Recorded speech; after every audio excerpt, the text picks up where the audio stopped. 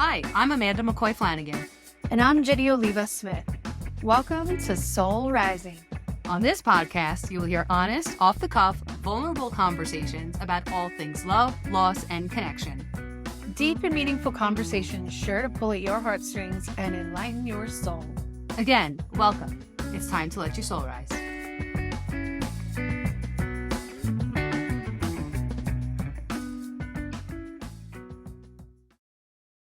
Do you feel disconnected from yourself and the world around you? Do you sense there's more to life, but you just don't know exactly what that is or how to get it? Are you searching for emotional freedom and soul evolution? Are you ready to rise? If so, you're in the right place. Friends, it's time to heal. Let me introduce myself. My name is Amanda McCoy Flanagan, and I'm kind of a good old rabble-rouser. I'd say so. Yeah, Ginny and I have known each other for a few years now, and I think she can attest to some of the rousing of the rebels. Is that what it's even called? Is it rousing of the rebels? The rebels. I don't know. Rebels? What are the rebels? I don't even know. But I rouse them. And I don't do that because I'm mean or because... Is it rebel? Or is it I don't know. Rebel rouser. Oh my gosh. Okay, well, all the things we're going to discover on this podcast together. God. Yes, friends. It's going to be awesome. It's going to be amazing. All right, that's my homework tonight. I'm going to find out what exactly is a rebel and figure out if it's even a rebel rouser thing. You should definitely tell me because I've been going my whole life up to this point saying rebel rouser. Which now I feel like it does. Makes a lot of sense though, doesn't it? Rabble. Either way, please tell me because some odd years I've been saying rebel rousers this whole time. So thanks, Amanda, for teaching me something new today. I will be sure to enlighten you. Amazing. So when I say rabble rouser, it's not like I'm out there fighting the world. I don't have my dukes up. I'm not looking for trouble.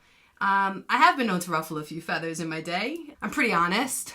Yeah, I'd say you're honest. Yeah, but I try to do that. I try to speak my truth and rouse those rebels in a way that's not hurtful. Yeah, you know what though? You are also from New York, and well, there's this innate thing you guys carry around that has zero time for bullshit. None. Yeah. I mean, none. You guys have zero time for bullshit. You're right now. You know, it's just all there. It's just right there, written all over my face. I'm one of those people where you just know exactly what's going on. Yeah. Yes. I can't hide it. It's just right there in your face. There's just no lying, and what you see is what you get, and for good or for bad sometimes. But when I say that I'm an emotional rabble rouser, it's because I want to make you uncomfortable. Mm-hmm. Like, that's just what I want to do. And I don't do it because I think I know better than you. I want you to be uncomfortable because I know for me, sitting in discomfort and that like, that thing in the belly, right? That thing that goes on, it's like, you know, it's the only way that I've ever grown. It's just, I have to feel that pain. Yeah. No, I agree. Yeah, it's just how it has always worked for me. I mean, it's the only way I've ever grown. I just don't grow when everything is sunshine and rainbows. You know, like, that's great. Great, awesome. Like, skipping through the daisies, wonderful. But that's not life. No. It's not. Sometimes, I mean, we get a little bit of that here and there, but it is not always consistent. And yeah, the daisies sometimes get smashed. By my own feet. That's true. Sometimes we get some matches and burn them. And sometimes. Yeah. Yeah, I've crushed some daisies before. Totally. I'm pretty sure. So life is, you know, it's joy, it's pain, it's happiness, it's fear, it's doubt, it's excitement. You know, it's all these things packaged into one life. But I usually don't grow when everything is great, right? So it's true. What I need to do when I sit in the pain is go through it. I can't go around it. I can't go above it. I can't go under it. Nope. Not even just in it. I have to go through it. Because when I do that, I grow. That's just what the end product is. I always grow. I mean, it always sucks. Yeah. But I always grow. It never fails. Yeah, you don't come out of it. Well, I mean, how many times do we hear that comparison of how diamonds are formed? And, you know, I was listening to, oh my gosh, I heard something really cool the other day, which I didn't know. Do you know how pearls are formed? Oysters, right? Well, yeah, but do you know why they're formed? No. From something invasive, unless someone's totally bullshitting me, and it could be you guys, but I'm rolling with this, okay? Because it was really cool. I'm like, we read things on the, oh, guess what? But I like this story, so I'm sticking to it. Anyway, they were saying that doesn't form until something invasive from the outside makes its way in. Really? And it's, yes, whether that be like a parasite or something invades that thing, and it's an oyster, right? Yeah. So the oyster itself has this reaction to start forming to basically isolate that thing. It hardens? Like it hardens the pearl. So that beautiful thing that comes out of there comes from some asshole parasite. Wow. Yeah. That's fascinating. I thought so, because it made me think of cool. some of the, what I mean? You think of a pearl, like it's so elegant and beautiful. Yeah. And meanwhile, something was trying to kill that oyster. Yes. And what came out of it was a pearl. Yep. It's pretty freaking cool. I love that. Pearl is my birthstone, by the way. June. Really? Yeah. That's very cool. But anyway, on that. So, okay. On that note. So when I grow, what happens is I wind up shining my light somehow, right? Like I grow, and then I'm able to be a little bit more comfortable in my own skin, or I have a little bit more wisdom, or whatever happens, and I shine. Like it's just this after effect. It's like this afterglow of being in the pain. It's this shine. And every time I go through that, I let that door open just a little bit more for a little bit more of that light to shine out.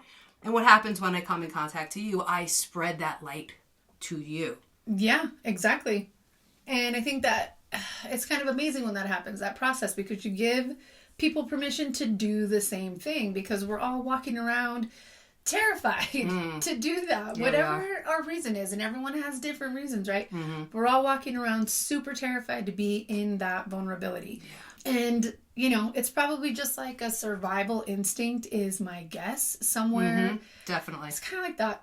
It's a fight or flight. Oh my gosh, this is so painful. Like, oh no. Whether it's some of the times it's our ego. I think our ego, anytime we're vulnerable, that chance of our ego getting killed a little bit, it's almost the ego is like, wait. You know what I mean? And I'm going to protect myself at all costs. I mean, like if you take it back to the caveman, like take it all the way back there. You couldn't show vulnerability. No. I mean, you were spearing buffalo for dinner. Dad went out. He had this big spear. He was going to find this big 1,000-pound buffalo. He was. And he was going to stab it for dinner, right? He couldn't start crying. No, he could not. There was no way. He's going to be like, oh, my feelings. I'm feeling so overwhelmed with all this heaviness about killing this buffalo. The buffalo's like, bro, you are failing right now. You almost had me, and now you're crying about your feelings, and I can't even. I'm out of here. You have failed. You were failing, and now no one in your tribe is eating for the next 3 days. Done. You're starving, and I might even kill you before I go away. Yes, so take your feelings there, Bob, and go back to your family and tell them that you failed as a human today. Bob. Ooh. Good old, I don't know, maybe that's his name, right? Yeah, and he's like, you're a failure, the buffalo's telling Bob. Yeah, and that totally, having to protect yourself like that, having to be that hard shell, like the oyster, right? Having to be the hard shell. I'm totally using that metaphor. That's probably going to the end of this podcast, because I love that. I already have something figured out in my head about us hardening up, and we'll get there. Yeah. But, like, it served the purpose. Well, it kept you alive. They had to survive. They had to survive. There was no time for grief. There was no time for feelings. There just wasn't. No. But, after we introduce ourselves, I think that's what we're going to dive into specifically on this episode is, what is this disconnection that I believe comes from these hardened feelings, right? This protection, this fight or flight, this I'm going to protect my ego and I'm not going to get hurt and I'm going to do whatever I have to do to protect that at all costs. And I see this playing out everywhere I go. I'm running errands, right? I'm at the supermarket. I look at somebody, or they look at me, because I'm guilty of it too. I do it too. And one of us looks away. Yeah. One of us just, I don't know if we feel uncomfortable or is this going to be, what is about to happen right here? Maybe some of that is that innate old kind of like fight or flight instinct. I mean, I know where I grew up in Albuquerque, you had to be a little careful of that anyway, because somebody might be looking at you and you're like, oh no, is this guy going to shoot me? And Yeah, there I are mean, certain there's times some when of you do that. have to protect yourself, like, for Yes. sure. Like, But, like, it just, you're right. There's just this average, when we're walking around, we do not want to engage. To connect with somebody is almost, we're protecting ourselves. it's scary. It feels scary. But I don't think I have to tell anybody this. I'm pretty sure we're very much aware, everybody listening to this, that we are so freaking divided right now, and it is scary shit. It's so scary. We're divided, like, even amongst our own families of people that we share blood and, like, DNA with. It is fucking bananas. Totally bananas. This podcast is called Soul Rising, All In on Love, Loss, and Connection. And connection is going to be the taproot. It's going to be the foundation where everything else that we talk about is going to stem back to connection and how love affects connection, how loss affects, how grief, how pain, all that affects connection or disconnection. But that connection piece, because we feel so strongly about this, especially right now. Oh my gosh. In our society, that connection piece is going to be what's going to tie all the conversations together. Yeah, for sure. I mean, many of you know, and I know there's people out there too right now that are like, I don't even listen to the news. I don't even pay attention. Yeah, I stopped. It's because it becomes so overwhelming to listen to. I mean, it's huge right now. Just that basic connection. I know that we're definitely missing it in our day-to-day. Just the connection to each other, and quite honestly, the connection to ourselves. We're kind of all just floundering about. Climate change is huge, right? Like, whether you believe in it, whether you don't. I mean, Yeah, I don't know. It's been snowing here in Colorado for like 2 months straight. Every time I look out my window, it's snow falling. And look, there's 12 feet of ice in the driveway. That's great. Yeah, we need the snow. But the reality of climate change is they changed it from global warming to climate change because it does not mean that it just gets hotter and hotter and hotter. Climate change and what's the effect that's happening on the earth is it's going to get colder and colder in the winter and hotter in the summer. So the polar extremes, that's what's going on. I'm a climate change advocate. Well, I don't advocate for climate change. I advocate, for climate action. Is that right? Yeah, it's climate action is what I advocate for. Yes. A vegan, I have solar panels on my roof. I have a charging station in my garage. I'm going to get an electric vehicle once the price of breathing actually goes down. I mean, I feel like I can't even leave my house. $35 just to breathe. Yeah.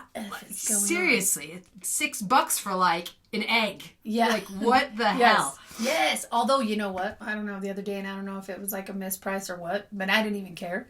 I was like, 60 eggs. This is how much money. I went ahead and I guess. I shouldn't be that person, Amanda, but I was that person. I was like, 60 eggs for this? Okay, we're grabbing 120 eggs. Did you grab your toilet paper too? I should have, right? And I really tried to not be that person during COVID, but we eat a lot of eggs, guys, all right? I saw do what you gotta do, girl. I know. You gotta do what you gotta do. Nobody stopped me. They weren't like, hey, lady, you with the eggs. You with the extra eggs. Are you going to toilet paper and egg? Is it homecoming? Can you believe I saw that the other day and I had to laugh because people were talking like, oh, wow.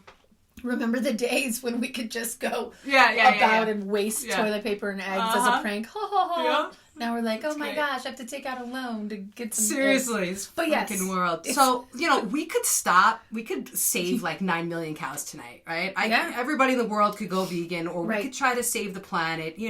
We could stop using the bags, right? Colorado just put 10 cents a bag. That's all good. Such an uproar, too. People were very upset. Yeah, and first of all, the plastic is like just a tiny, tiny piece of this problem. Bucket. It's like maybe 1% of the problem. Maybe. Yeah. So that's just almost like a feel-good thing, right? Let's put some feel-good legislation out there to make it look like we're actually doing something. What's amazing about that feel-good stuff is that as much as someone on one side is feeling good, it's just so inflammatory to someone else who's like, why are you taking my bags? I don't know what to do with those plastic bags. Like, what do you do? I used to have all these bags around. I'm like, I don't want these bags. Throw them in the garbage. For trash can liners. Yeah. If you have not been on like the chat rooms, then not even chat rooms. What am I, like 1992 and AOL? I'm all, hey guys. On your dial-up? Yeah, my dial-up.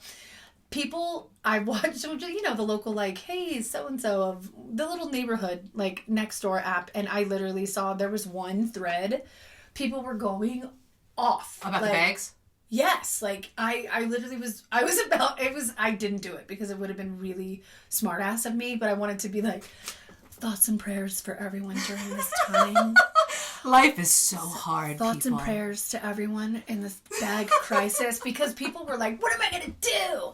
And what happens when I have my groceries delivered? I was like, oh no, or it's so bad. Anyway. But yeah, I mean, we Polarizing. could do all that. We could make all this legislation. We could fix inflation. I mean, we could cure all of that. But if we're afraid of each other, if I can't look somebody in the eye or they look me in the eye, we can't have that instinct to smile, right? If we are disconnected, that disconnection, that energy that we're putting out there is going to take us down no matter what. Oh, yeah. There's absolutely no way around that. It's fear, right? Yeah, and we're never going to cure climate change and all the other threats to humanity, really, frankly. I mean, we're never going to get there afraid of each other. And if we keep putting out this negative energy that's repelling us from one another, because that's totally what's going on. Yeah, it is. No, you're right. It is. It is fear.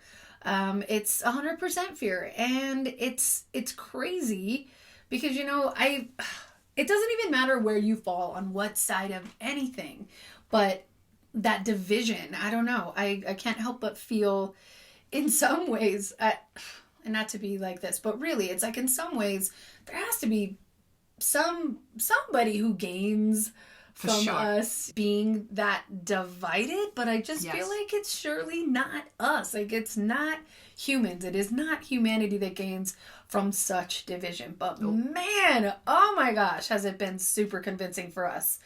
Yes. Whew, I mean, it has been scary. You know, you're pretty sure that the person standing on the other side of your beliefs or your thoughts is just straight up the enemy. And it's like, oh no, that's not the case. And we're supposed to be able, you know, we're all supposed to be able to be here. We all have something to give each other anyway. That's the whole point. Like, if we're all thinking exactly the same and viewing things the same, we don't learn. Just like you were saying earlier, you know what I mean, about being uncomfortable in a place is how we grow. So by stopping and listening to the point where you're open enough to where, you know, you're maybe somebody that doesn't even look like you, somebody that doesn't have the same thinking as you. Totally. That's how you're gonna learn. Yeah. Right? If I hang out with everybody who's just like me, if I hang out with a bunch of 42-year-old women, white women, brown hair, brown eyes, you know, shopping for the organic galas in the supermarket, you know, like, hey, I'm gonna, like, you know, buddy up to this chick and I'm gonna say hi to her because she's just like me and I'm not afraid of her, you know. But if I could do, and that's great, anybody that we can connect with, awesome.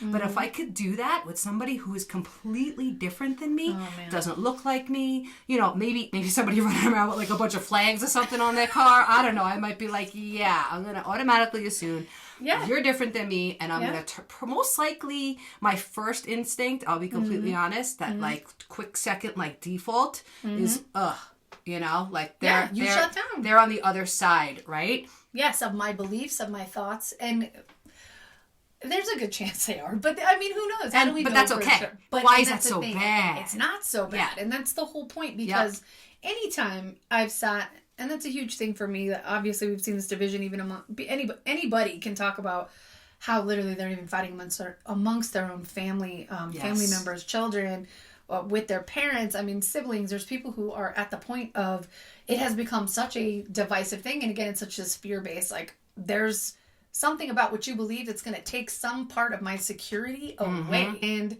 instead of just sitting there and listening to someone and really giving each other the freedom and the space to be who each of us is without being terrified because that person is different than me. You know? If I could just say, hey, how are you? What's going on? How you doing today? And feel genuinely connected. I mean, it's simple as that. It takes literally 5 seconds. And that breaks down the walls. My walls and their walls. And that does so much for the energy of the planet. And it raises the frequency more than anything else we can do, more than any law that's made or anything like that. And that ultimately is what's going to keep the planet around. I mean, that's just like the honest truth of it. I agree 100% with you. I think that, I don't know. I think so many of us are trying to diffuse our past, like maybe even wounds. It's like there's a bunch of us that are still stuck in that same place because, well, by design, right? We're stuck in this, an identity, I guess, right? Something about our identity, or something about, like I was saying before, the part of you that might be taking away something from me. It's like we have forgotten how to connect because we're basically at battle with one another all the time, even over it's like you're gonna affect my rights or my way of living right now instead of just getting back to that human connection. All that stuff doesn't matter. No. Like, it really doesn't matter, because the most important thing that we all have in common is being human. Yes. And we forget that. Yes. That's the one thing connecting us. It's a common thread. It's the one thing. It cannot be severed. Like, it will always be there. You could, life could change in all these crazy ways, but we will always be human beings. I was just going to say beings with hearts beating in our chests, blood pumping through the veins. Through the veins, yep. And what's crazy, I was thinking about this, it's like, and pretty much the same color. Like, if you walk up and you see some blood on the concrete, you're not looking at it, and being like, oh, that's an African American person's blood, or that's I don't know. We bleed the same color. Yeah, and I'm pretty sure that the conservatives and the Democrats all bleed the same. The conservatives bleed red, the Democrats bleed blue. Oh my gosh, you're not right there. That's definitely a libertarian's blood, for sure. For sure. So, we honor differences here. I'm not trying to say that we're all the same. I don't like that concept either, because we're not all the same. No, and we shouldn't have to be, or we shouldn't be. We aren't. That's the truth. We should be honored for the differences. Right. But what I'm saying is that by ignoring that basic connection, that human connection underneath those differences, so like it doesn't have to be all or nothing, right? It seems like we live in a very black and white world. So if I subscribe to one idea, then I have to get on board with A, B, and C under that. Or that just takes over the whole conversation. Yes. Not true. Like, why can't we have those differences and honor those differences, but still acknowledge that we are all human and that we do have that one basic connection, that one similar thread, like you said. And by denying that thread, we're going to lose. Oh, we're just going to lose. 100%. We are going to lose. We're going to cave from the inside. Like, we're going to self-combust, and it's going to be our own fault. Yeah. Because I can't blame the government, we can't blame this, we can't blame that. Because when we perpetuate, right, when we, like you've said a couple of times, it's purposeful.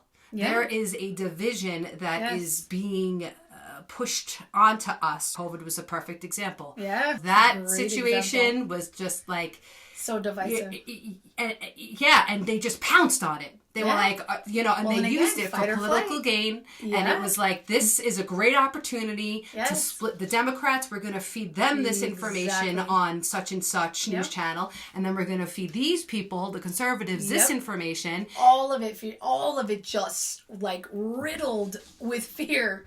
You know, on top of that, somewhere in between, no one knew what was going on. And everyone took, it almost feels like, again, that fight or flight instinct we were in. There was a lot of power. They saw that. They saw that, and they seized that. Yes. They said, okay, this is a great opportunity. Man. Yeah, and again, no matter where you stood, because the truth of the matter is, I know a good amount of people who passed away from that virus. Yeah, I mean, it's true. It was a deadly disease. It was a deadly disease. It killed a lot of people. It did, but at the same time... 1 million, maybe more, actually. I don't know if people know that. I don't even know. It killed, I saw like 1 million people and probably... Yeah.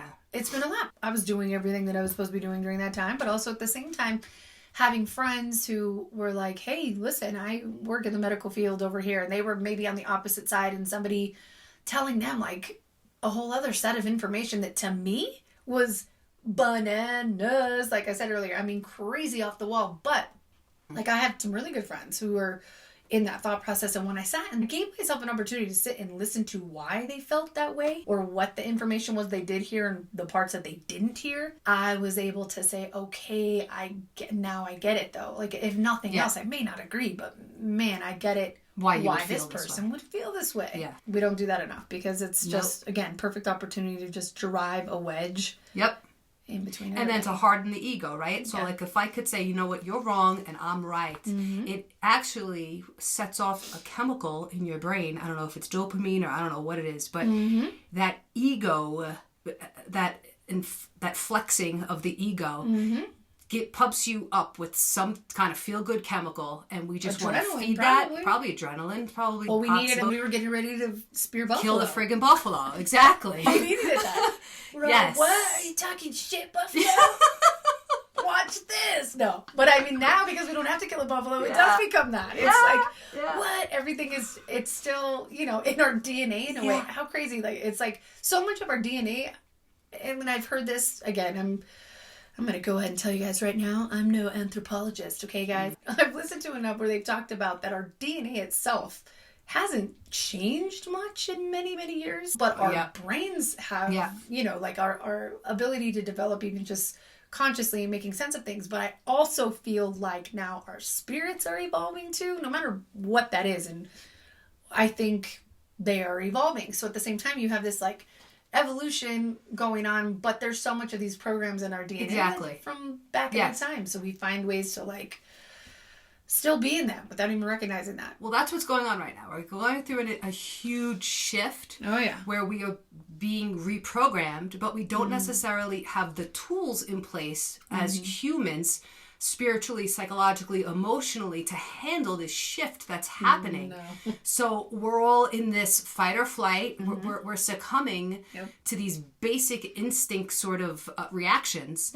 And when we act one way, and like I said, that ego gets flexed and that chemical comes out, wow, that feels really, really good. That feels really freaking good. It's better than feeling afraid. It's better than feeling afraid or vulnerable, or maybe like I'm wrong. Could that possibly be? Maybe I don't have it all figured out. Maybe what I heard this morning on such and such news channel might not be true. Oh, because that's even more terrifying. Exactly, because we're relying on these people to give us information, especially when shit's hitting the fan like COVID. Like I had it on every single day. Wake up, turn on the TV. What are they telling me today? What do I need to know today? I was so totally all up in it. You're not alone in that, I think. Yeah, I mean, when we're dealing with a life-threatening illness, we want to know how to protect ourselves and what's going on. Right. Or you have, you know, I had plenty of family members and good friends, too, that were on the opposite side listening to what information today are we going to find out about how this is a hoax, and what are we going to find out today about, what am I going to be told about how this is being used to manipulate me? But how can I be smarter? How can I outsmart it? Yeah, but everybody was being fed, like... us like from a fire hose, and we fell for it hook, line, and sinker. Almost every single one, to the point where people were like, "You can't come over for Thanksgiving." You know what I mean? Do you know anybody who that happened with? Because I know a lot of people. That happened with. You know, this is why I'm compelled to talk about this stuff, people. This is why we're starting this podcast, because I think a lot of you out there are feeling this energy, this heavy energy, and you just don't know what to do with it. You're like, holy shit, things are changing. I'm feeling things. I know there's something going on out there, but I'm not really sure what it is. And not that Ginny and I are these great sages that we have all of your answers. Speak for yourself, Amanda. I'm such a great sage. I found her up on the hilltop. Yeah, that's right. I asked her to come down with the little people and enlighten me. Ginny's pretty friggin' awesome. So... what we want to do on this podcast, I think I can speak for Ginny, we want to give you guys this safe space, really, a safe place to be able to think about this kind of stuff and come to your own conclusions about how you feel and how you're going to act in what people are calling the new earth. Who are you going to be, right? We are building a new earth. We're basically emerging from these old patterns and these old ways, which really is just full of tons of dysfunction. They don't serve us anymore. Exactly. So how are we going to navigate this thing, and who are you going to show up at? Who do you want to be? Right. Do you want to, keep living like we all were, in this fear and this fight or flight and this ego and this, all this stuff that's controlling you? Really? I laugh sometimes when we talk about freedom in America and all this kind of stuff. And yes, this is definitely still the best place on earth to live. For sure. I will never deny that. We have rights. We have freedoms. I'm a woman. I could get whatever kind of degree, whatever kind of job. I could get whatever education. I could dress however I want. I could say whatever I want, right? Like it really is the best place. I can vote. Yeah. I mean, there is so much that I could do living in America, so I'm definitely not taking anything away from that. But we are not free. No, we are not free at all. We are in shackles emotionally, we mentally. We are like the little, powers that be. We're like the little puppets on the end of the string. Oh my gosh, yeah. Right? And distracted media. Easily, very few. Again, even just taking the time to be... Well, and back to fight or flight, I know we've said this a lot, but there's a lot of really amazing people I listen to, whether through podcasts or different people on YouTube, and just so I can get a perspective on everything. But having people and hearing people talk about that, when we're in the state of fight or flight, that's not a place where you're creative. It's not a place where you're innovating ideas. That's not the state. When you're in fight or flight for your life, again, when we're talking about spring the buffalo, I'm not like, oh, I'm going to do that wonderful painting out there. Like, we're in fight or flight. We're not talking about creating anything new. We are surviving, doing whatever it is to survive at that time. Yes. So the ability for people to get back to even coming up with ideas together, being innovative, or even allowing themselves the quiet space for those thoughts. We don't even give ourselves a chance to be bored anymore. Yeah. When you used to stand in line at the bank, guess what? You had to sit there like, oh, jeez, this line sucks. But you sat there and you thought about things and you were, oh, I wonder. You connected. Moments. Yeah. You connected with yourself. And by all the distraction, the social media. I mean, like, there's so many different layers to this.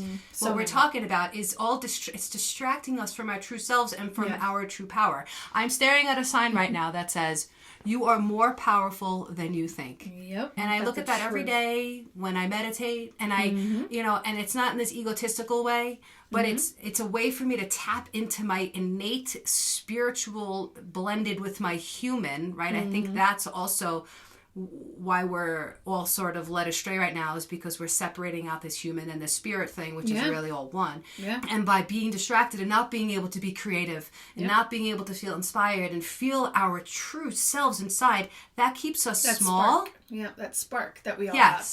Yes, by blowing that spark out. Or I call it a pilot light. I believe we have this pilot light that's constantly lit inside of us. And that sometimes, that flame gets really big. It's beautiful. It's robust. It's orange. It's yellow. It is just, I'm good. I'm on the beam, flying high, right? Yes. And then other times, it's just kind of there. It's just kind of there. Not really doing much. And how scary would that be for the powerful people that are sort of running shit? If all of those flames were like super bright and burning all the time and we weren't running around scared, like what a threat is that, right? So when we talk about the division, one of my main goals is to bridge people back together. I feel like that's kind of why I'm here on earth. Yeah, for sure. For sure. And I want to do it through various mediums. I'm writing a book, I'm doing this podcast, and I feel like instead of having us divided, which, a divided house cannot stand. I mean, that's the whole thing that's trying to go on here, is to break us down so they can come swoop in and do what they want. But I want us to come together. Exactly. Like power in numbers. Like, why are we fighting each other when each other are not the problem? No. They, whoever they are, them, right? Us first, them, that whole thing. Like, that, I hate to see that they're winning. Yeah. For me, and I was able to finally let go because there was a part of me, I found myself.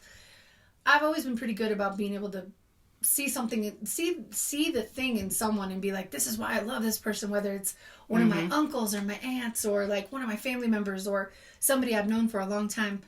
I have always been able to do that, but I found it starting to get really difficult. Like if there were friends from high school that I knew and loved so much and I saw their Facebook post and I'm like, what are you saying? Like, just found myself all of a sudden like, how could this person be thinking this way? And it scared me to see how quickly I was ready to disengage because what they had to say and the emotional charge behind it caused me to start being like, okay, this is freaking me out because never in a million years would I have thought that I may not want to interact with this person because I love this person. Yes, and this disengagement in the name of mental health that is this big popular thing going around the personal development world, like they're toxic. I hate that. I hate when people are called toxic. Yeah, there are toxic situations, there are toxic relationships. People are not toxic, okay?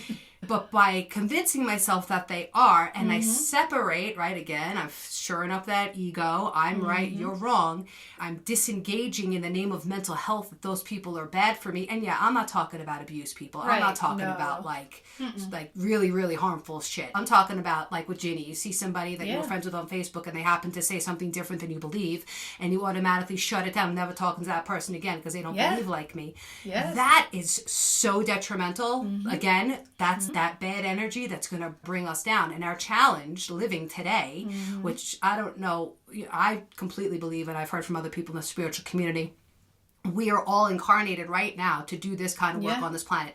Yeah. Whether you know it or not, it is our mission to heal the planet. So you're here for the big show. You're here for the big show. The big show. The main stage, baby. Yeah. You are on the main stage right now.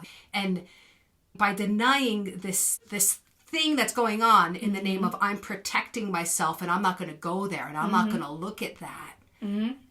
Bad news, people. Yeah, totally. It is, because that's exactly like you were saying, that losing that connection, that bit of, well, again, humanity. There's something pretty amazing about human beings and everything that we are gifted and our ability, yes, you know, to think for ourselves, but to also have this sense of feeling.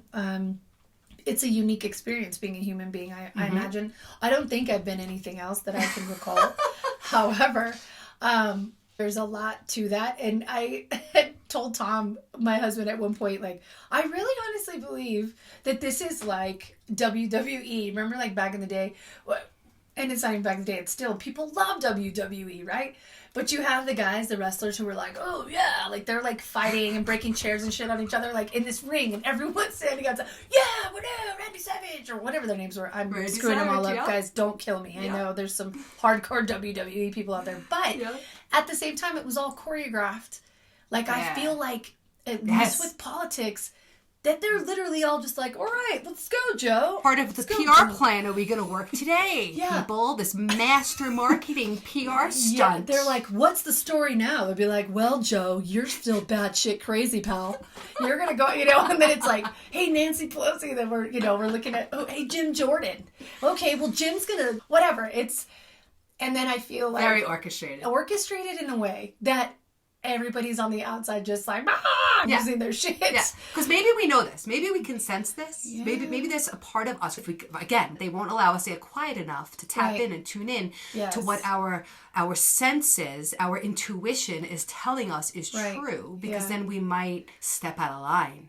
Again, that's why I say we're not really free in America. You know, so we want to help you to feel safe enough to maybe mull this stuff over, think about this stuff, and maybe even bring it to other people. Bring it to your family. Bring it to the dinner table. Oh, boy. To the Thanksgiving dinner table, you know, with Aunt Mary and Uncle Joe, you know, who are completely different from you and sit on the complete other side of all of this. If Uncle Joe's letting you back this year because he told your ass, don't bring your snowflake ass to Thanksgiving this year. Joe! Come on, Uncle Joe. Be nice. I love Uncle Joe. You know what I'm saying? That's what I'm talking about. I'm like, you know what, Uncle Joe, all right. But that's what I mean. We should be able to hear him out. He's got some good things to say. Hey, he fought in World War II. Okay? Totally. There's definitely always a good thing. If you look hard enough at those people that you despise or you're like, you can find stuff in them that you can respect. Always. Like, always. Even if it is just the fact that for me, and that's what I started doing to, like, myself, I had to be like, I have to have some respect for the fact that my friends who did not want to get the vaccine, even when they were going to give up their 25-year careers, like, something to be said about their level of commitment to that. Yes. Because they believed in that. And when I got outside of my own, like, what the fuck is wrong with them? They're going to, you know, I was like, wait, hold on. I need to look at the fact that this person feels so strongly about this. They really believe in this stuff. Yes. Yeah. They truly believe that. Who am I to tell them that they're wrong? Yeah, exactly. Like, they're committing to this. And I think for me that started to help me let go of some of that fear about it. So 16 years ago, I was on the road to nowhere. I was going down. My ship was sinking super fast. I was 26 years old. I was doing some drugs. I was drinking a ton of alcohol. And I was just dying. I was dying inside. Oh, physically and even and every way. Yeah. And mentally, emotionally, spiritually, physically. I was just this shell of a person. I was just walking around, just dying. And I really needed to heal. So by the grace of God, I went through the process of recovery. Amazing. Thank you. Yes. So Ginny is a singer. Just sometimes I like to think I am. Oh, you are. You are. 16 years though. Oh my gosh, Amanda. It's a miracle. It's pretty big. It's pretty big. So my brother, Jeremy, died from this disease 5 years ago.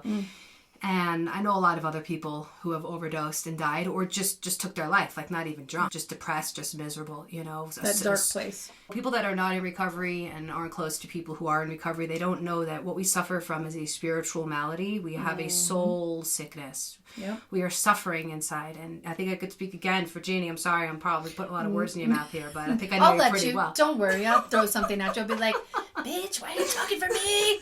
I'm just kidding. No, you're very right, so go ahead. But we're healers, and I don't have to feel bad about saying that. I know who I am. I know my mission on earth, and it is to help people heal. And we've used our higher power to heal us. This is definitely not like a religious podcast. Right. Don't worry. Anything like that. We both have a very strong sense of spirituality. For sure.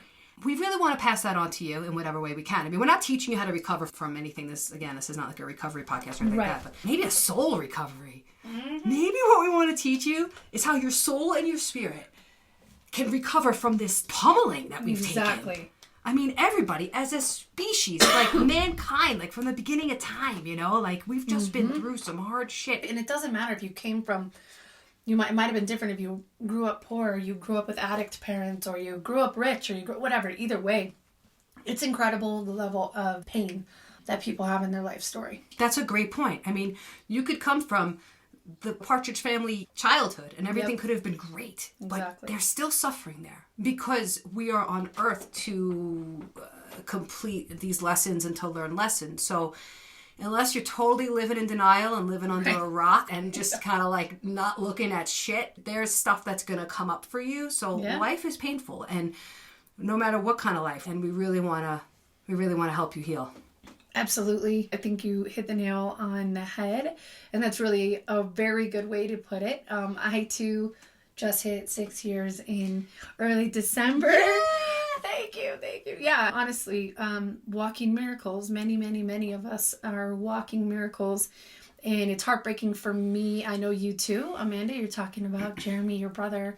It's heartbreaking to know so many people that are still caught in the throes of this, and I'm thankful every day that today I am not. And I really try to stay humble in that manner and have compassion for the people that still are, because it's a treacherous road. Totally. I think those of us that have been down that road where, you know, we've either had it in our genetics, it could have come up at some point. I'm talking about like with the level of addiction. I know, like for me, I have it in my physical genetics, and I think some of our families are just carrying generational pain, which is another crazy thing I heard last night, and it might be bullshit, but it did something for me to hear this. They were saying that there's actual studies that show, almost like muscle memory, that some of the genetics that we are carrying the trauma of its ancestors past. It's cellular. Yes. It is cellular. Holy shit. And it is passed down from one generation to the next. Yes. And why life is so painful right now is because we are charged with breaking those chains. For generations of people. Literally, the DNA chains, right? Like we are looking to... We're doing some serious work. That's why it's so painful. Yeah, I think that is why it's so painful. And again, I think that those of us that have been in a place, and I say fortunate enough to have some type of substance that has been had a bigger hold on us. We have sat in those dark periods for a pretty long time, like a diffused state of not being connected to ourselves, whether that be through alcohol. For me, it was alcohol, through drugs, through sex, through gambling, through spending, through chaos. P.S. And by the way, be addicted to chaos. Totally. I know for sure I wasn't. It was also just because it was familiar to me, and I think it was familiar possibly for my parents and even generations past that. There's been hard things that people have gone through, and I think that I don't know.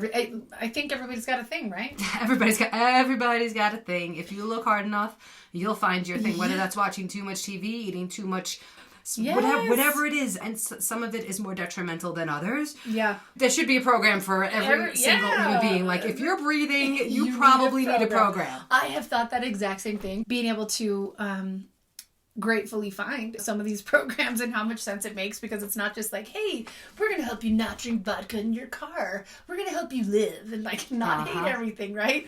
I have often been like, golly, this is great stuff. Like there should be a program for, I don't know, like living. I say they should teach the 12 steps in kindergarten. Like it should Seriously. be like a thing. It should be a thing. I call myself a grateful alcoholic. So do I. When I heard people say that when I first got to recovery, you wanted to punch the shit out of them I in the was face. like, grateful? You're grateful for this? Like, what are you, nuts? I feel like a piece of trash. What do you mean, grateful? Yeah, and grateful that I can't ever drink again? Right, this is stupid. Like, that's insanity. But now I get it. Because if I was not in that dark, dark place, you know, if I wasn't there for as long as I was and suffering, I would not have gone to the depths of healing and had the willingness to heal and then embrace this beautiful way of life that I get to live today. Yeah.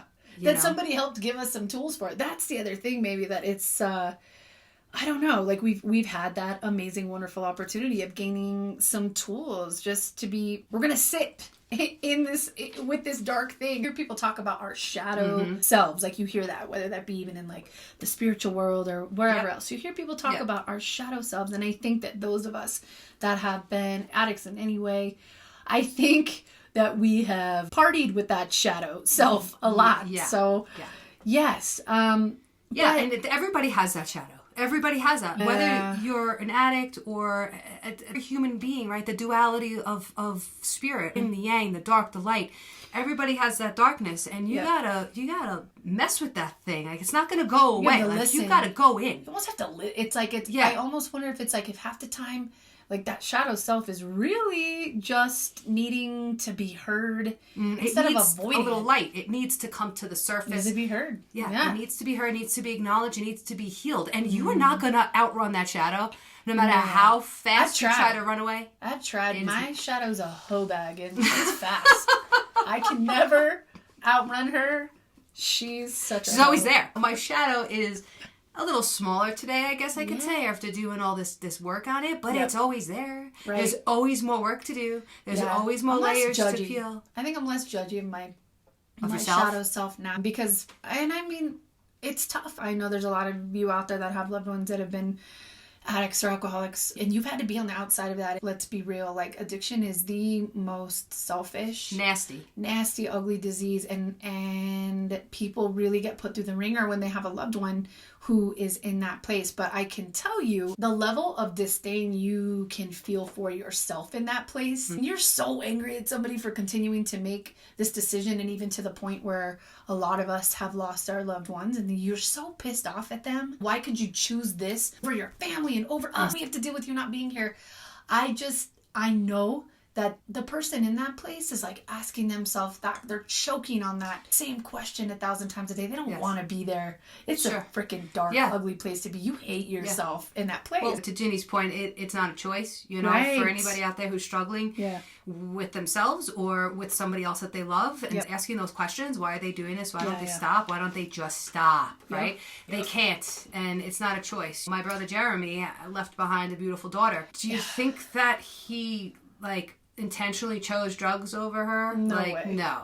I mean, no human being, especially a parent, could choose anything over their child. That's the grip that addiction has on a human being. Yeah. So, and circling back to that idea is that there is that innate place in each of us that is hurting and broken. It doesn't necessarily have to be somebody who's getting to the point or the throes of addiction, but there's a bunch of us just in humanity that we're struggling with anxiety, or you're struggling with depression, or you're struggling with just like wondering what is going on in the world. The people who are at a place where they're like, oh, I need to numb this out. You know, not everybody suffers from those things, but I do feel as a whole, we're all suffering, like you said, Amanda, from this spiritual disconnect. Yeah, and that pain is going to grow stronger as the division grows stronger, because, you know, we have the social media, we have all this stuff, we have this technology, and you would think we'd be more connected. You would. But you would think. we're not, because No. I cannot sit down with you, look into your eyes, look into your soul. I cannot feel your pain genuinely. That energetic exchange. Oh, well, on top of the fact that we're looking on Instagram, we're looking at all these places, and I mean, I'm probably bullshitting you the whole time. Oh, everything's great, and life's amazing. Yeah. But look at these pictures, and look at this, and oh, wow. So most of us aren't even being authentic and real in that manner anyway, like you're saying. Looking someone in the eyes and having a conversation. I think that there's other people comparing their lives and going, wow, my life really sucks compared to so-and-so. Showed me her pictures of Hawaii on her Instagram. Yeah. But it's not real. So it's like... Those are the highlights. You're watching the highlight reel. Right. Versus like... Most of the time. Yeah, the highlight reel that's been like just with all the good things. But being able to say, hey, you know what? Shit really sucks. Like, I'm going through it. Maybe we could go sit down and have a conversation. And when you do, it's like all of a sudden that guard is down and you figure out you're not alone. And there are some people getting more real on Instagram. I follow a lot of grief stuff, trauma stuff. I follow some, I guess, downbeat type stuff. It's real. It is real. I try to stick with the people that are being the most authentic. But then again, okay, so I see this post and it's like, all right, but now what? Now what? Right. Like, what do I do with that? Like, now you woke me up. Now I see that. Now I know it. But now what? I wish that I could call that person and be like, hey, can we talk more about this? Right? So, yeah, social media is helping somewhat to enlighten us in some ways, but it will never be the same as just coming together, you know? And but, you know, sometimes I think that the division has to happen. Like, sometimes I feel like there's a reason for all of this, you know? Yeah, absolutely. I do trust the plan. I'm not trying to play God and say, like, we should do this or we shouldn't do that. I have my ideas on stuff, but, you know, being human, being a mortal soul, I'm never going to truly know. We're not supposed to know what's going on. The mystery of faith tells us that we're just supposed to trust. But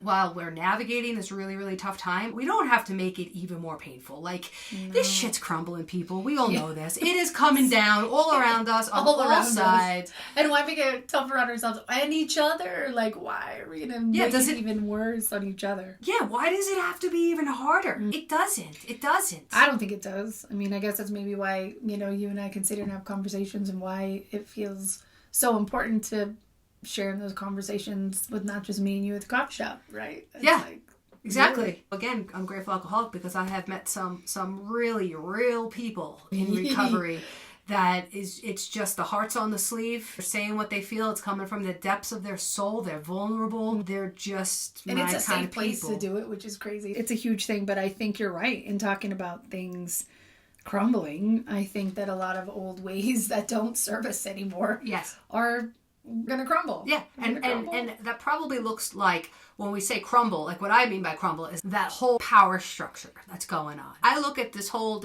issue that we're dealing with, everything almost like classism at the top. That's the umbrella to me. Was classism really? That's the main problem we're dealing with. And then all the other issues are underneath that. Racism, the sexism, the ageism, all the ism, everything that we're dealing with, all the oppression, everything that's going on is stemming from this power structure that is purposefully, very purposefully, hundreds of years ago, very purposefully put in place to keep a lot of us down. So keep people divided for sure. Yeah. For me lately, even thinking about things crumbling, I feel like our energy is currency and how we spend it. I don't know. I feel like you could have a tank full of gas and be like, okay, I have a tank full of gas. My car's in my driveway. I'm going to drive to New Mexico. Put $100 worth of gas in it first. I'm gonna put $2 million worth of gas. I may as well just hold my bills out the window and light them on fire. Light them on fire. That's because where it's going. But with the idea that, like, okay, I'm going to drive to New Mexico. And then never putting the car in gear and just hitting the gas pedal to the metal, but with the car in park and never getting anywhere, but spending that energy, spending that gas. Yes. I feel like right now with everything that we do, so much of our energetic currency is being caught up in all of these things that aren't about us growing or connecting. We're scrolling, we're buying, we're looking, we're Amazoning, we're this, we're that, we're worried, we're watching the news, we're doing all these things. So how we spend our energetic currency, I think, is crumbling too. Totally. It's all tied together. The material and the spiritual really are one. They are. And I'm really grateful to be alive right now where this shift is occurring. People are waking up. People are getting curious. They're asking questions. They're reading books. They're listening to podcasts. They're doing all this stuff and they're learning. Because it's the beginning, really, of this chiseling away at this power structure that's kept all of this just terrible anguish in people's lives in place. And that continual needing to escape it, putting the pedal to the metal and that energetic currency. That's why we're so exhausted all the time. All the time. We're so exhausted. But we've gotten nowhere at the end of the day. You're like, oh my gosh, I felt like what all did I do today? And you're like, I don't know, because there's still 15 pounds of laundry over there, and I still have this. And yes, we're exhausted. So if we can use our energy in a way that is really more spirit-driven, you know, to just come in and through me. That's one of like the things that we do in recovery is we ask our higher power, he, she, it, they, doesn't freaking matter. It's all energy, whatever you want to call it, to come in and through me and to be basically a conduit for that energy. It is a lot less exhausting because it's not me doing it. And it's usually kinder and more compassionate and more loving and less fear-based. Less needing to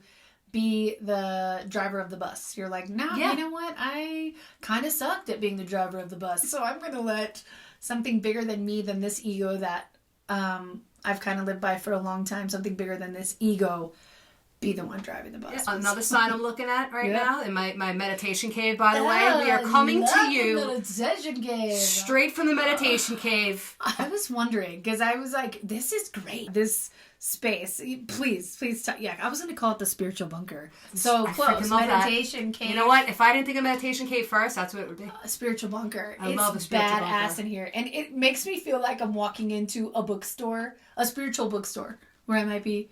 Yeah, I got to do that a lot in Los Angeles. It reminds me of my friend Brian. Oh my gosh, that's exactly what the space reminds me of. I actually lived with him. We had an apartment living in Hollywood, California. And the smells in here and the things and the crystals all the things. And the tarot cards, but yet the sage. Please, nobody buy me anything else for my meditation cave. Thank you so much, all of you, for all of these beautiful things you've given me. Full. But I don't really want to have to get rid of anything. That's really like such a tough call for me. Beautifully placed though, and it's like everything in it. There's a lot of good vibes in here. Maybe one day we'll video from it here. And we should, because it's super cool. And yeah, it really does. My good friend Brian, who introduced me to that. I grew up Catholic, like Catholic, Hispanic Catholic on one side, Irish Catholic on the other, like Catholic squared. That was me. Okay? So, like, the first time I ever started hearing about other types of spirituality, I would say, was my good friend Brian. I love him so much to this day. And yeah, our apartment was filled with things just like this. And in fact, it kind of reminds me of a conversation that I think I had it with him, but we were talking about how at one point we were talking about Las Vegas, Nevada, and the Strip, right? Like how the Strip, there's only one Strip. It's not like there's a Strip in London that I know of that has casinos and things. And when we hear the Strip, you know what that is. There's only a certain amount of real estate. There's only so much of that space. And I remember talking to him at a time of just feeling really broken down and crumbled, and shit had just fallen apart everywhere. Like I felt like I can't see straight. Shit has fallen apart in every which way around me. And having the conversation about, you know, maybe that's the most amazing thing ever. And I'm like, what? Fuck you. What do you mean? No, it's not. And comparing it to the Strip in the matter of what do they do? What do they do when they're going to bring a newer, better casino to that one little tiny space of territory, that one little area? What do they do? Well, what do you mean? Well, they get rid of it. Yeah, they don't just like get rid of it. It doesn't vanish. They have to literally take sticks of dynamite to that shit. They break it all the way to the foundation. They never even existed.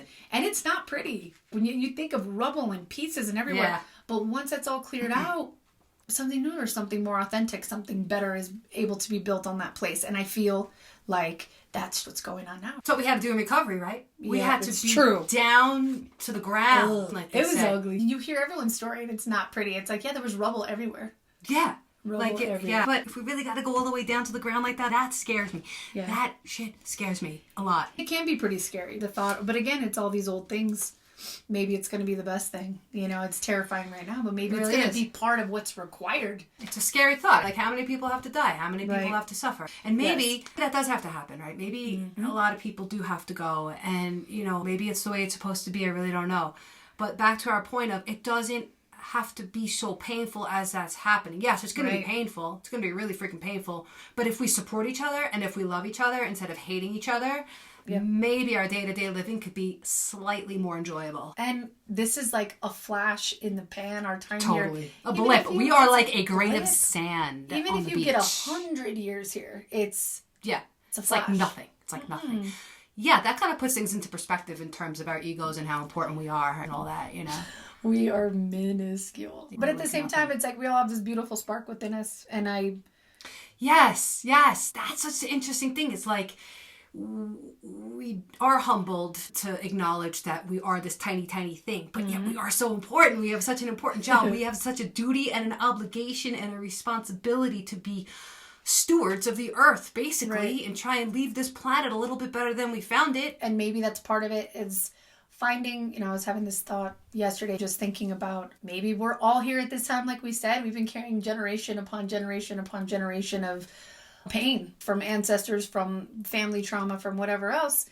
And maybe we're here to change that DNA a little bit, to 100%. change that pain. And why not me? Right? Yeah. Why not us right now living today, being the ones charged with this job to do this, right? Like, why should I just kind of breeze through life easy peasy? Maybe it's an honor to have to do this work. And then in doing that work and feeling that pain and going through this process, I grow. And guess what? I get to go to heaven a little bit more enlightened than when I came here. Yeah. That's less heavy. The whole thing, right? It's A little less purpose. heavy. And being able to help other people, that's the other thing. We're incredibly harsh on ourselves. We're also incredibly harsh on those around us. And it's like, I think when we can start not being so afraid to help people find that spark, that thing that they brought here, because they have something to offer you. And it might be terrifying that it's different than you, but imagine if you let yourself have a little bit of the spark that every single person has here. My therapist said to me a bunch of months ago, I don't even remember, she said, now your job is to look around and realize that every single person out there has something to teach you. No matter how, stupid I think you are, because how could you think that? And, all that kind of stuff. Like, no, everybody has something to teach me. And that lack of humility that we walk around with, which keeps us divided, it's not helping me. It's just keeping me separate from you. Yep. So I want to challenge you out there. I'm probably going to be throwing some challenges to you guys throughout our episodes. I want you to step into your power. I want you to tell that voice, that fear, which I believe fearlessness is a myth. Yeah. Another false narrative circulating around the personal development world. Be fearless. Be fearless. Right. Fear is... How about stay alive? Because fear also sometimes keeps us alive. It's an instinct. It is. It motivates me, right? It keeps us safe. So it's how I use that instinct that matters. So I challenge you to not let the fear drive you. I challenge you to not let the fear control your actions. Keep fear in perspective. And go up to that person, whoever it is, man, woman, older, younger, colored, whatever color, it doesn't freaking matter. Go up to them in the supermarket or wherever you are next time, the bank or whatever, and look them in the eye and don't look away. Don't look away. Catch their eye and smile. Oh my God. Can't even, I don't know. Can you even imagine? Just do it. Or the person at work that you can't stand. That you're like, I should be in that position. I should get paid as much as them. They don't know shit, Go up to that person and just say, hey, what's up? How was your weekend? Yeah, because you'll probably shock the shit out of them. Yeah. I mean, they're disarmed too. And they're like, oh, wait. So-and-so's not being an asshole to me today.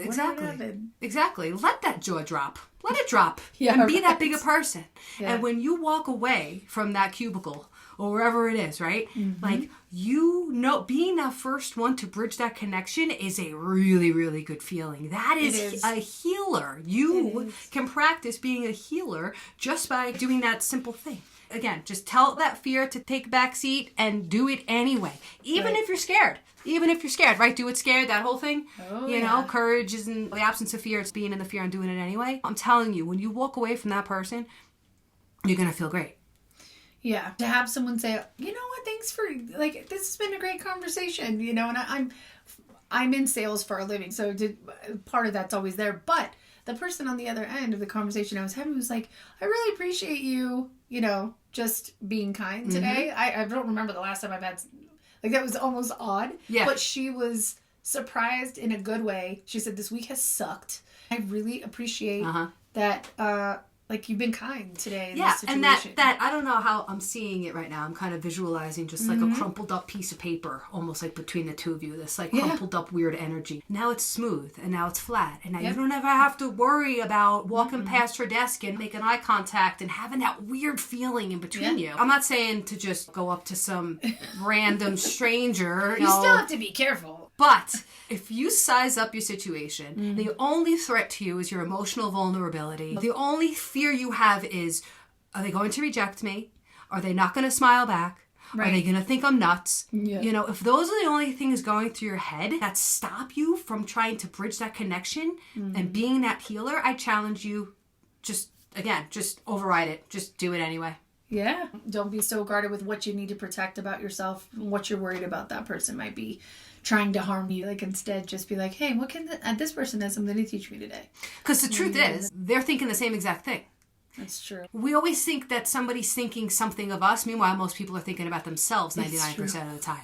They're not thinking about you like you think they are. They're not. So true. So if you could just kind of break down that barrier and trust that the process of your true self and whatever is inside of you that's wanting you to bring healing to the world. Yeah. That's it, people. Listen to it. Go with it. Yeah. I mean, that's just the whole deal right there. It's just like, you know, how quickly one flame can light another flame, and that can be terrifying at times and it's destructive. Yes. But it reminds me also of what does that look like when you're in an amazing concert and you look out, and now it's with cell phones, but back in the day, to see all those flames in the air. Like, we have the ability to help each other get back to that spark. Like, we're all in something together, and I think pain comes because we're divided. That's why we're feeling so much pain. So just, you know, make it a little bit easier for yourself. You don't have to suffer. Like, there a certain amount of suffering is necessary for growth. I totally believe that. But how long I sit in that suffering, that's optional. That's up to me. I don't need to keep myself in this pain. It doesn't have to be the norm, and it's become the norm. It has been. It's been rough. Ginny and I, whenever we meet up, I don't know if it was last summer or the summer before, we were at Vitality Bowls, we're having lunch, and we're going deep, and we're talking about some really cool shit, and we're like, we should just start a freaking podcast. We got some good stuff to say here. I know I left feeling better. That was the point. Yes. I left that day feeling so much better. I was like, man, we should be doing this more. Not even just you and I, but like, we should be able to do this with each other. This should be the norm. That should be the norm. When you leave those types of vulnerable, connected conversations, you feel safe. Yep. You feel safe in the world. Do. And right now we all feel so unsafe. And maybe the place we feel the most unsafe is in our own emotions. Oh, yeah. So if we could meet somebody on that emotional level, we walk away feeling empowered, and there's some healing that takes place, and then that light shines, and then you want to pass that light on to the next person. Well, that, and then also just like getting to the place where we're encouraging one another, because we all have a different reason and purpose and a thing that sparks for us here, whatever that may be. There's so many different things it could be, but encouraging each other to find that authentic thing in us that does create that spark, you know, the thing that when you're in that place, it is inspiring people around you, and whether that be building motorcycles or running a business or whatever it is, laying concrete, I don't even care. When you're doing the thing that most inspires you and causes that spark, if we could be encouraging that it's just going to be a beautiful, amazing thing when we can encourage each other to find that place of like, hey, I want to help you find your authentic purpose here. Put yourself right now, everybody. Visualize yourself. I don't know. I'm from New York. I worked in Manhattan for a while.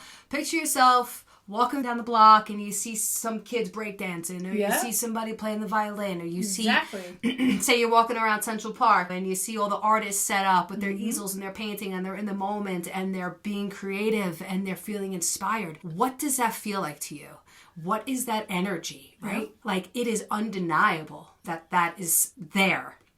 That's what we're trying to inspire you to live day to day. It's not going to be there all the time. I mean, it's just not. Life is life, like we said. But also to foster more people to find that spark, that thing, because again, it's only going to help each one of us, and it's going to allow us to do the same thing. And it's a win-win for everybody. Right. It's not just for them. It's not just for you. It's for everybody, and it's for the earth. There's just so many great things that can come about from you taking the first step for you entering that energy, for you embodying that energy and saying, this is who my true self is, and this is who I'm going to bring out into the world, no matter where you are. What I'm going to gift the world with, really. Because every single one of you, every single one of us has something incredible that no other human being ever in the history before now and after you will ever bring the same spark. And you're a mix of, again, we talk about that ancestral kind of like, you know, whatever that pain is, it's not just pain. You're also carrying the DNA of all these incredible people that were here before us. All the triumphs and all the losses, right? That's, the duality of life. Yep. And to be able to encourage each other to live right now in the time that we are with all of that. The dark things, the good things, the negative things, instead of trying to control each other and tell each other, well, I need you to be different because you're scaring the shit out of me. Okay? Yeah. I need you to not be that because it's scaring the shit out of me. No, get back to, I want you to be comfortable in exactly who it is you are, because if I can let you do that, you have something to give me to this spark. And you can only get there by allowing that person to be who they are, by you allowing yourself to be who you are, to be yourself. Am I allowed to suggest songs on a podcast? I don't know. Can they sue us? I don't know. Just listen. If I'm in trouble, just come knock on my door. I promise you I'll delete this episode immediately. If it's against copyright or anything that, we really have no idea what we're doing. But please don't sue me. I'd really appreciate it. It'd be awesome. Yeah. So be yourself. So that phrase has been jumping out at me the past couple of weeks. And I posted a poem on my Instagram. It's called The Desiderata. I love it. It's an awesome poem. I don't know if is it like an old? I have it right there. You can read it afterwards. Okay. But is it like an older? Yeah. It's from like the 1920s. This guy Max Ehrman. Beautiful, beautiful poem. And the one phrase that jumped out at me when I was looking at it and reading it that day that I posted it was, be yourself. And a few days later, because this is just the synchronicity of my life and how things work, my very special friend sent me the Crosby, Stills and Nash song, Be Yourself. Great song. Yeah, I was like, that's so weird. Like, I've just been thinking about be yourself, be yourself. And then the song that I have been listening to a lot lately, I just love, by Audioslave and Chris Cornell. I mean, oh my God. Chris Cornell. He is, I don't even know. I think he's like Jesus Christ reincarnated. I mean, like, have you seen him? Have you seen a picture of him with that hair? Just throw a robe on that guy and he's like JC. Like, I don't even know. But anyway, this song is called Be Yourself. I hear you. He is just, that voice. Oh my God, the soulfulness that comes out of that man is just a tortured soul, right? That's what I was going to say, but also clearly one of the most incredible, inspiring, and you listen to his music and it hits you. He was clearly in a very dark place. You know, the most artistic people, a lot of us are dark and have those demons and, you know, have struggle with addiction and all that kind of stuff. But anyway, I freaking love the song Be Yourself. Go listen to it. Yes, do it. I call it new old music. I've been checking out a lot of new old music. I started listening sometimes on Spotify or YouTube even, where I could find a full album. I've been listening from beginning to end. I did it with 10 not that long ago. Awesome. Beginning to end, and listening to just the music and allowing myself to listen to someone in their place of where I can be inspired again and don't, like, just the way we used to. You have to listen to a CD from beginning to end. Go back and listen to some old new music, like Amanda said.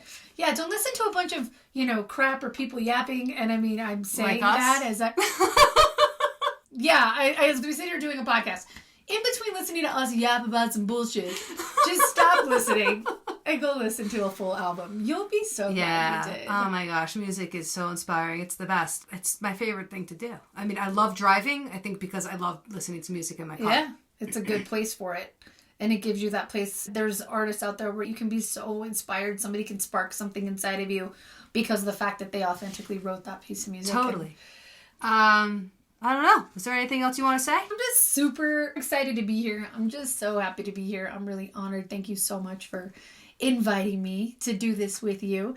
And I'm looking forward to us being able to connect with you guys too, because you have a lot to teach us as well. And I'm just looking forward to that. I'm looking forward to having more connection and all of us evolving a little more in that light. Yeah, and if you guys have any reaction to this or you want to talk about anything more, I am a social butterfly. I love talking to people. Yes. So reach out to me if you want. My email is amanda@amandamccoyflanagan.com. It's McCoy with a K. Just Google it. And reach out to me. You know, I'm here for you. We're here for you. Even if you have like topics and things you want to talk about, throw them out there. For sure. We'll totally talk about it. We would love to hear that. Reach out to me as well. Ginny, GINNYO Smith @gmail.com.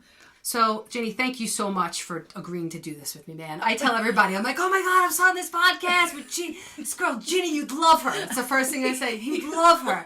You know? She's a little off the rocker, but she's pretty fucking cool. Amazing. You're amazing. And there's really nobody else that I could sit in this room and just bounce off of. Just bounce. I just feel like that's what we do. Like you say something and then it's like sparks this thing. And it's like, yeah. And then it just goes. And we've probably been talking way too long. For sure. Hopefully you were on a really long car ride to somewhere. Yeah. And if you've gotten this far, thank you. Thank you so much. Thanks for sticking around, kids. Yeah. We're glad and we're excited to get connected with you and build this community. We're so happy you're here. So thank you again. Yeah. So this is going to be a bi-weekly show, by the way. Come back. Check us out in 2 weeks. We're going to be talking about the big bad monster shame. Ugh, God. Don't we all have some of that? Yeah. Ugh. But, you know, part of breaking these walls down and doing this work, you got to look at that. It's true. So we're not only going to talk about it, we're going to give you guys some really great tools and tips. Yes. To burn that shit to the ground, baby. Yeah, baby. Burn that shit to the ground. Let's do this. All right, guys. We're going to run. Have a great night, day, whatever. Thank you. Peace. If this podcast resonates with you and you want to dive deeper, check out my blog, Get Real, all in on love, loss, and connection at AmandaMcCoyFlanagan.com. That's McCoy with a K. You can also follow me on Instagram at Amanda McCoy Flanagan. See you next time. Until then, let that soul rise.